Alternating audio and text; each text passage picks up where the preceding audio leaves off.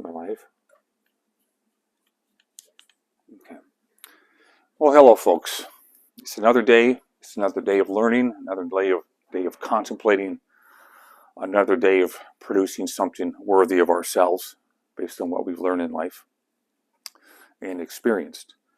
We're here to talk about something that we're all well aware of in the society nowadays. It's called a Kickstarter, and a Kickstarter enables all of us that aren't funded by a private donor to fulfill our needs as far as the things that we want to get out, creative needs. In this case, I'm a comic book artist and illustrator named Steve Rude, and this Kickstarter is about getting the funds necessary to publish what we call the Battle for Thuneworld. And the Battle for Thuneworld is something that has come out in the form of 5 individual comics so far. And from there, now we proceed to doing a different version of it. And the different version is something that's going to look like this right here. From the smaller comic book size, we're going to what we call the 9x12. And this is the first edition that you saw of the latest Nexus work by myself, Steve Rude. Nexus is created by Mike Barron and Steve Rude. This happens to be my work right here. You can see it's a good sized book, and this is the cover. Now we're moving on to volume number 2.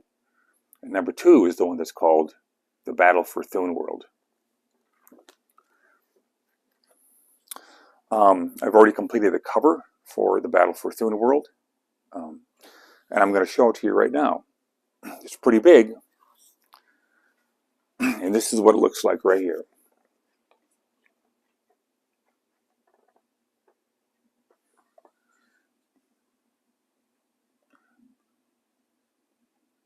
It was done in watercolor and acrylic. Watercolor meaning opaque watercolor. And the size is 22 by 30. So we'll let you get a good scan of that before we go back to the next item on the list.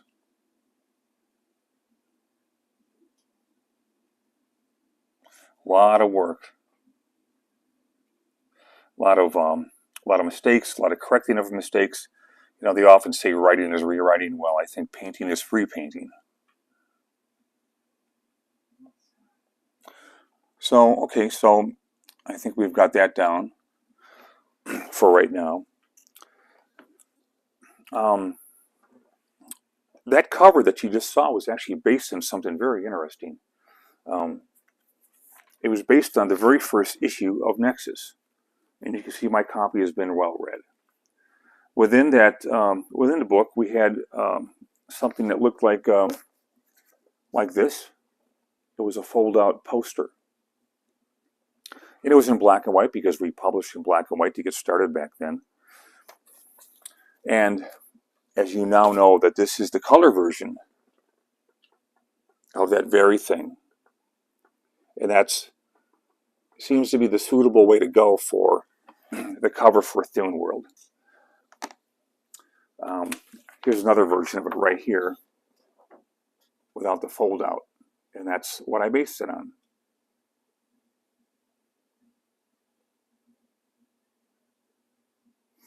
So this was done in 1981, by the way. This one right here was done in 2024, in June.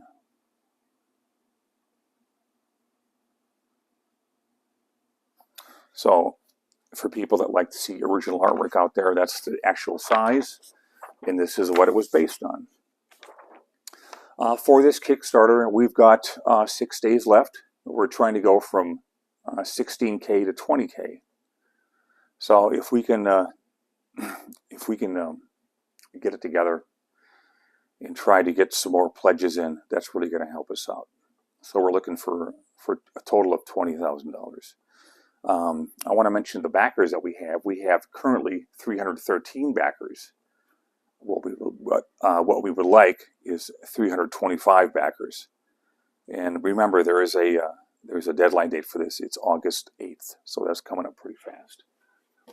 One thing I think I would try to do in the meantime, or wanted to do rather, is mention that this page of original art here is going to be going for $1,000 to a very particular backer. I'm not sure exactly who it's going to, but it is going to someone, probably the person that makes the biggest pledge. And this is going to them for that amount of money. So once we hit 325 backers, then it'll be available for people if they want to buy it. Yeah, that's right. It's available for people that want to buy it if we get 325 backers, okay? These pages normally go for considerably more than $1,000. Another thing I wanted to entertain you guys with is a new coloring process we're looking into. Now, as you know, that the Nexus books in the past have all been computer colored, and that's all fine and dandy. But one of the things I'm trying to do is to go back to the roots of what comics were to me, and to go back to those roots before there was computer or anything. There was just hand-colored work. There was hand-colored. There was hand-done lettering. Drawing is still done by hand, even though it's on a computer, which I don't ever plan on using. To me, it's always going to be paper in my hand and a pencil. One of the things I thought I'd experiment with, however, is to do a live demonstration right now with some Dr. Martin dyes. And the Dr. Martin dyes are going to be used to apply on this page right here and show you what it might look like if it were to be hand colored. We haven't decided yet if we're going to go into computer or hand coloring, but regardless, I thought I would show you in the meantime what I thought this page would look like if I were to hand color it with the dyes. I've got myself this handy Chinese brush right here that I'm going to be blocking in very simply, I do believe. And so I'm going to dip into my dyes over here, get the appropriate color. And one thing I've noticed about these dyes is that they go on very dark. So without bothering to go around things like I would if I was doing this for real, I'm just going to go like this right here. There's a lot of water in these dyes. I don't know if these things dry lighter like watercolor does, but we'll find out. We'll find out together here. Someone said, "Good afternoon, dude. Your color work has always fascinated me." His username is Ilum. So this is also a continuation shot right here. So normally I twist this board this way and that, but for viewing purposes, I'm just going to keep it straight up and down like this. So, and I think that is about the right value of this kind of moody color that I've got here. I'm going to interject a little more color over here. I want to kind of like focus the area tighter. So it goes from this panel to this one, but it's actually one continued panel. So that's the way we're going to color it.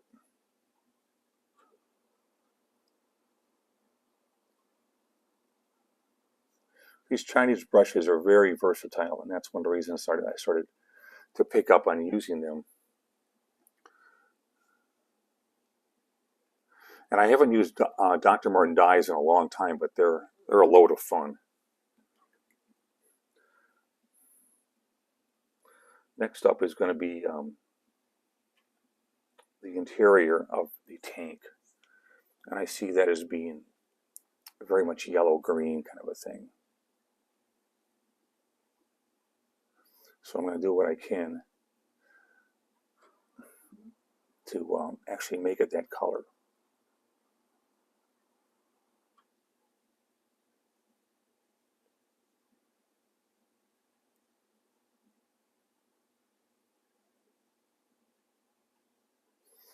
On the very first issue of Thuneworld, I think most of you saw at least on the first cover, you saw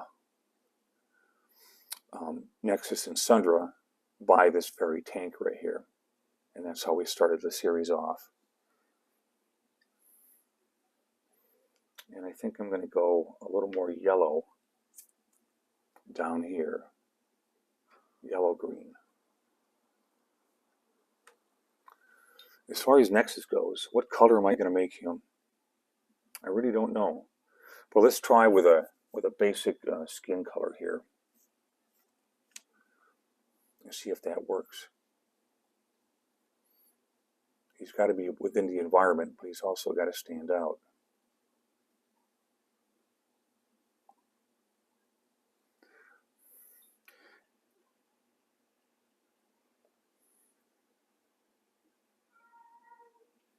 The thing about coloring is that it's something that once you're kind of into it, and it always takes a little while to get into it, you start to make decisions easier. Now here's Nexus, and I'm going to see what I can do with him. Again, going on as light as possible to start with. I'm going to try to preserve some highlights on his face to show that he's all wet.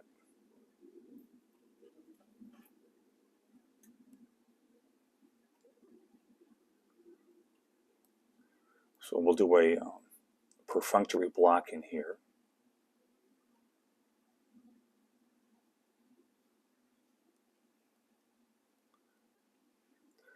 Again, leaving some of the areas open for water touches. Now his hair is a dark reddish kind of a color.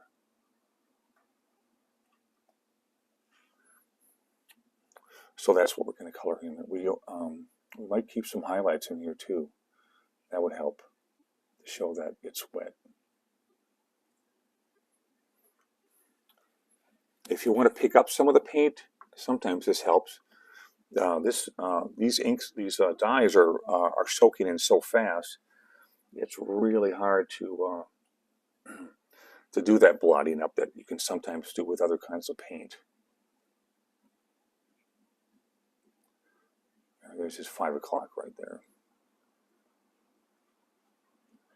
This is going to get blocked in with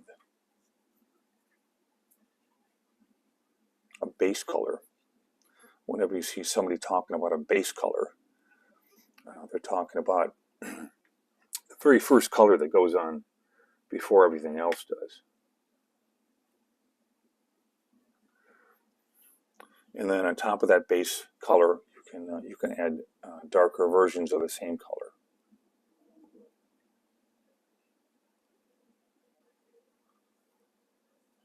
I'm having to constantly go like this right here with my brush so I can get the tip back.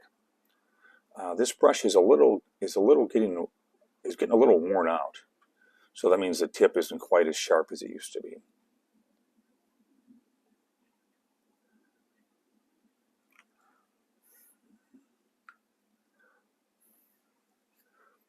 And then I'm going to use a very, very light coating of yellow to make his highlights look less isolated.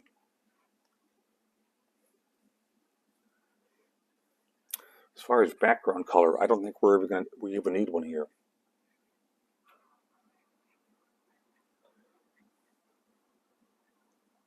So yeah, every little thing has to be considered here. A lot of times I will actually put color in the balloons.